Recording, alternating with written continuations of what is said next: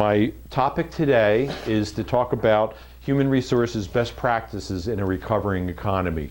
And let's all hope this economy is recovering, and what that presents to us are opportunities, threats, growth, and challenges going forward. Why did we call this in a recovering economy? Well, a lot of things are happening with recovery. One is we might have a lot of people who have been out of work who are coming back into the workforce. We have employees who have been with us through these tough times, these last 5-6 years, who have been around and may think about, if opportunities come about, may decide they want to move on. The statistics show that right now there's over 50% of employees who, if they were offered another job, they would leave the company they're in now because they've been stretched and pulled and their pay hasn't raised. So they're looking at maybe opportunities out there. So if things really do pick up in the next 2 years, we're going to see some competition for labor. So what does that mean for us? So the leading cost of your business, and you can tell me if I'm wrong, is people. Whether it's wages or benefits or the other things that go along with the legal issues, it's still the leading expense. So we are really compelled as business people to make sure that we keep our costs in an effectively controlled manner. So my statement today is, and I start out by saying, when we buy a piece of equipment, we spend a lot of time evaluating it. If you bought a new truck, if you bought a new copy machine, if you bought a security system or anything new, think about whether you spend as much time on making the decision to hire an employee as you would spending time buying an expensive piece of equipment. You might say, I probably don't spend as much time thinking about the people I hire as time I do investigating buying a big piece of equipment. But I can tell you it can be more costly if you hire the wrong person. So what I would say to you then is, how cost effective are all your HR practices? Cost effectiveness means, are you maximizing and optimizing what you spend? Whether that's on recruiting, pay, benefits, training, all the things that we're going to talk about today as far as cost effectiveness. Because as an insurance company or an insurance broker, we'd rather you spend money on things that will return to the business, not wasteful dollars that could be avoided. So my motto is, the cost of prevention is much less than the cost of defense. And if you have to defend a problem as opposed to preventing it, you're going to spend a lot more money. I was just with another client an hour or so ago down in Montgomery County, and they told me how much they're spending defending a case. Some of it's coming from the insurance company, some of it's coming out of their pocket. The lawyers come in and take the owner's time, and he has to spend hours writing things. The cost of that is all hidden cost, but it's not money not time he's spending building his business. Okay? So my goal is prevent, don't defend.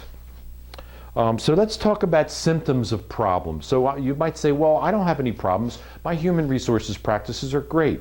We don't have any problems. We hire people. My people have been with me a long time. We have great productivity. But some of the things, symptoms that you'll find if you have some HR needs that you want to improve on are things like turnover that are caused by poor hiring. This doesn't mean people quit. It means we've had to let people go because we made a bad choice on a hire. So that's costly. Why does that cost? Because you spent time interviewing that person, you trained them, they may have done damage, they may have caused problems in the workforce. All those things can be hidden costs that you can't afford or you don't want to spend money on. Now you might say, well, why are we talking about hiring, Rich? I haven't hired any new employees. You know, the economy's been slow. We haven't needed any new employees. In fact, we've laid people off.